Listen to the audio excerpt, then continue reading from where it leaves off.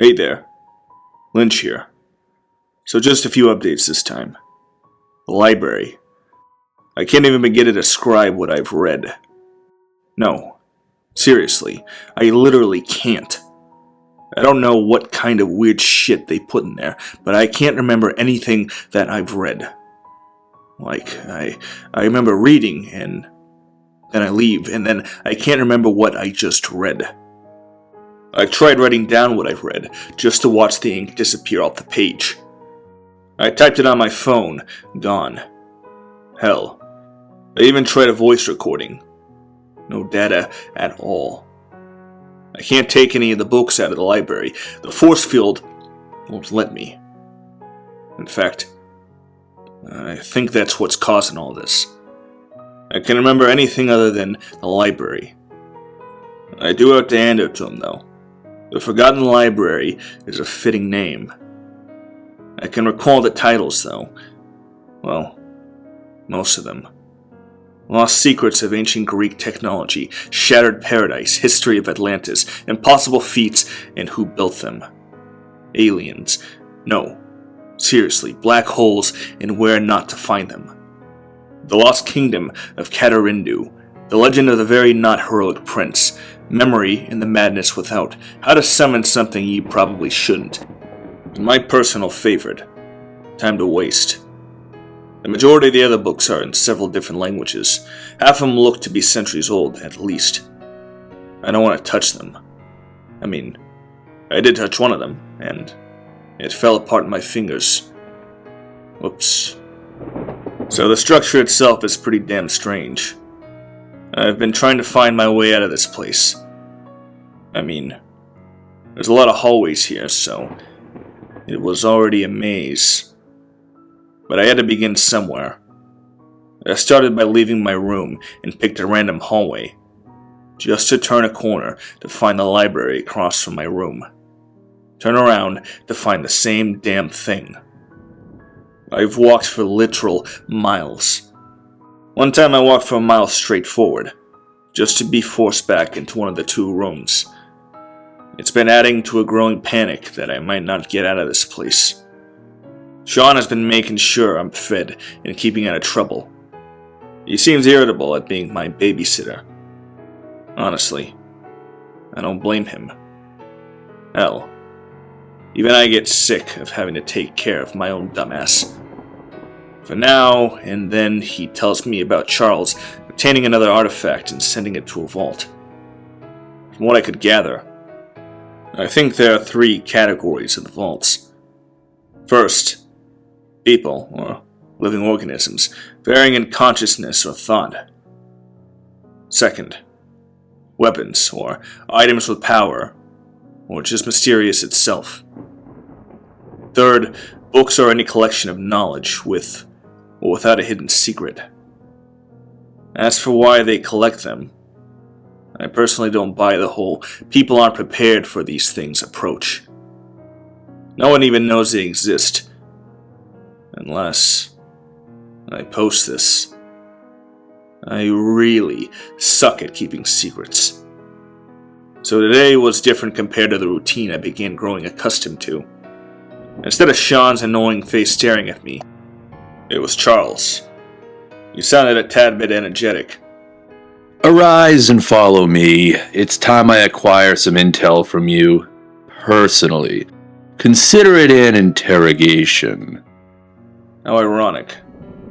Oh well. I'm sure this is bound to happen sooner or later. Karma catches up to us every now and then. Hey, lead on, Cloak and Dagger. He wasn't amused at my joke.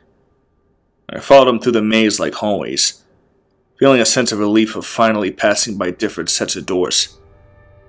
Before I can get my hopes up too high, he stopped in front of an open hallway. He gestured for me to walk inside. Peeking my head in, what I saw was a white hexagonal table with 2 chairs at the ends. With a bit of impatience, he said, Let us begin. I took my seat closest to the wall, so I could see the doorway behind him. He took a seat and began. Now, Lynch, I don't often take prisoners of your caliber. If I'm being honest, I kill them on the spot to reduce loose threads. However, your selfless sacrifice to spare your friends is, well, it's a bit pathetic. For their survival, I hope you have something of value to offer. I took a deep breath, trying to find the right words. It was far more than my life in the hands at the moment. So, you're already aware of those files in my possession. I can promise you that the only living eyes that have seen those pages are you and I. As for the posts themselves, yeah, I did bring this on myself. I was an idiot for thinking this wouldn't come back and bite me in the ass. But I didn't care, and now, here we are. I didn't really know what else to say or offer. Charles seemed bored with my words. That's the best you have to offer? Really? I'm disheartened, Lynch. I truly am. I mean, you've seen countless beings with many abilities in your last job alone, and you don't consider offering that knowledge as well? Hey, you had a point. I really should have thought of that. Confidentiality. If it's too secret, I can't talk about it, you know? That obviously didn't stop you from talking about this place. Now, did it? It really wasn't helping my case. Look, I honestly have no clue what I could say, give, or offer that wouldn't look past. All I want is for my friends to be safe and alive. So, if that means doing what's necessary, then, damn, I'll do it. Charles stared at me. He looked taken back. Look, I believe that you truly want to save your comrades.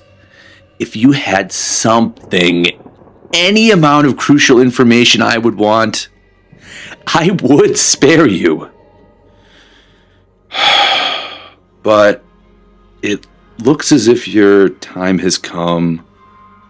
I began to lose care of what I said at the moment. Jeez. Not sure how Lady Luck's gonna get my corpse from this place. The eyes of my interrogator grew wide after I said that. Where did you hear that name? I grew a bit confused. She told me? He grew more furious with his questions.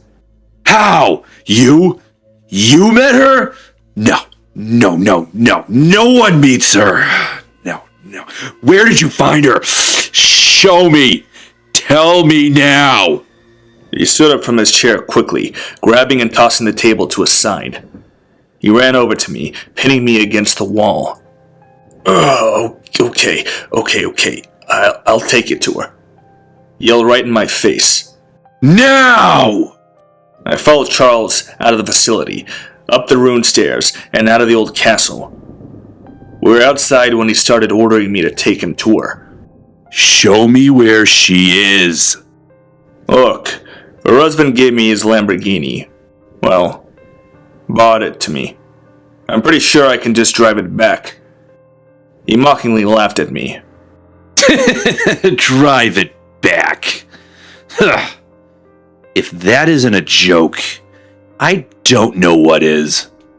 Look, just take me back to the PFBI. The Lambo is there. We can go return it, and you can say hi to Lady Luck yourself, okay? He stared at me, contemplating my offer. It matters not if you tell the truth. Should I find you to be lying, I will return there anyway, and I will kill every one of your allies. That is my promise to you. Great. Now can you please open the portal and let's go? He shook his head and raised his hand to wave it. It's called a corridor! Instead of the giant corridor that opened like the last time, a smaller one emerged right in front of me. So, just walk through, no big deal, just like a roller coaster. I heard him chuckling behind me. Let's be off now, Lynch. While you still draw breath, that is. So, I stepped through the portal. The weightless feeling came back, but my feet felt magnetized to the floor. Like before, I was only there for a few moments, just to walk out as suddenly as I entered. The front of the PFBI looked unchanged, from what I could see at least. Before I could move any closer to the front door, I felt Charles's hand on my shoulder. Lady Luck, show me. My shoulders dropped. I felt some of my hope fade. My hand reached into my pant pocket, pulling out the car keys.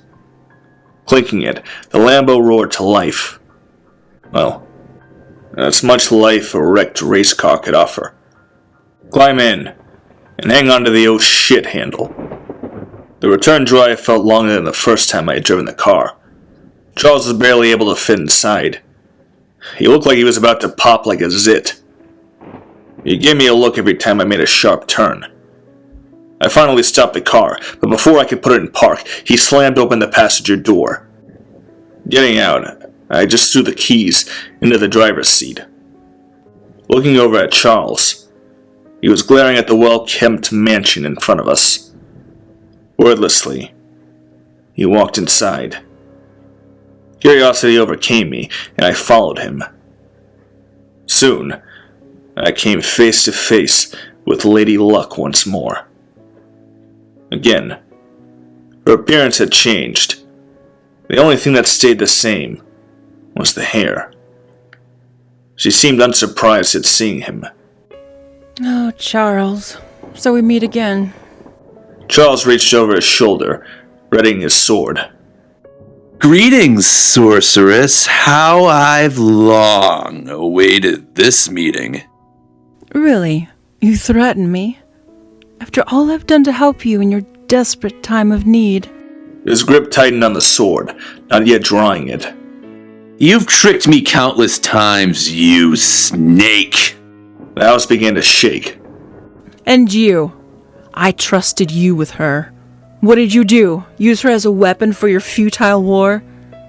And I'm the one to blame? Oh, shit. He drew his sword, pointing it at her. Wind began to pick up, emanating from the two of them. Don't you dare speak about her. They stood there, staring each other down. Lady Luck changed her tone to try and calm things down. You know, there's a way to bring her back.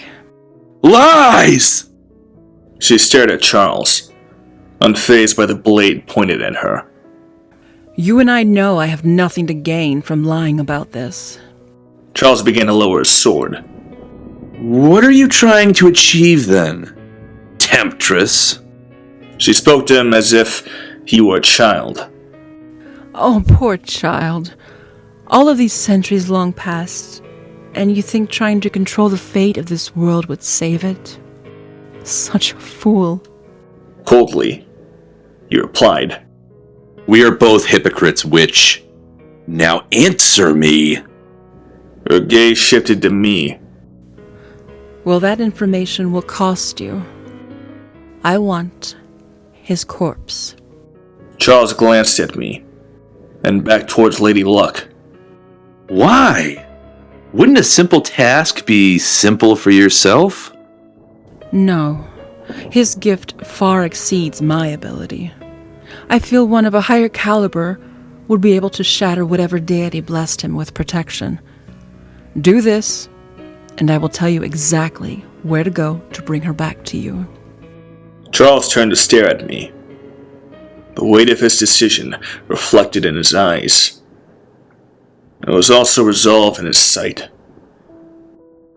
It was at that moment I felt all my hope fade. So here I am now, in my room. I've been given one last meal. So, I decided to spend that time writing this out instead. I feel you all deserve to know what happened to me. What happened to the PFBI. I mean, I'm not the only one who works there. But I've been the only one who told you any of this. So yeah, I feel I've lived a good life. One that I could be proud of. Also, on the very slight chance my son is reading this, heck, no matter what happens, no matter what, or who you might lose, don't give up hope, kid. It hurts. It hurts like hell. But that light does exist at the end. Keep fighting for it. This is Lynch. Your friendly PFBI guy. Signing off. Indefinitely.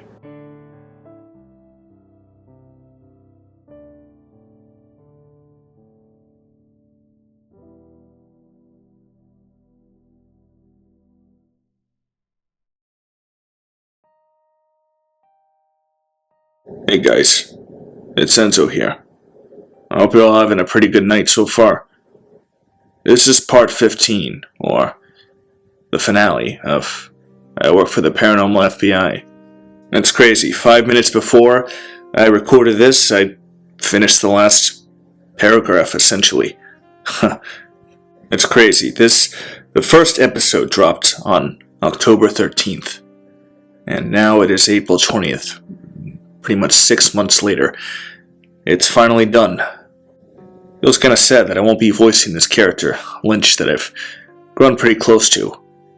But it was a very, very good ride, and I'm happy I was able to do this. I'm happy for everyone who also joined me on this journey as well. Do you realize that we had over 23 different horror narrators and voice actors accompany me in this series? What a pleasure, what a gift. I hope you all enjoyed it as well. And back with me, we have my good friend Laura of Magnetti voicing Charles again, and creepy Cavatappi voicing Lady Luck, or Destiny. Round of applause for both. Awesome performances on both ends. I'm going to be linking their channels below in the description. I'll be making a post later tonight. Please check out their channel, their content. It's amazing stuff. And also, we have a very big project that I'm not going to be telling the name of, but it's pretty big, and all three of us are going to be working on it together. It's going to be awesome. Sounds a little cryptic, but I promise you, more information will be coming in the next few months. Again, special thanks to Tee Stache, especially the author of this series, for letting me narrate this. It was an absolute pleasure, and Tee Stache will also be joining me for many more projects to come in the next few months. So, you all have a very good night. I'm your friendly PFBI guy signing off for the very last time. Stay tuned, everyone.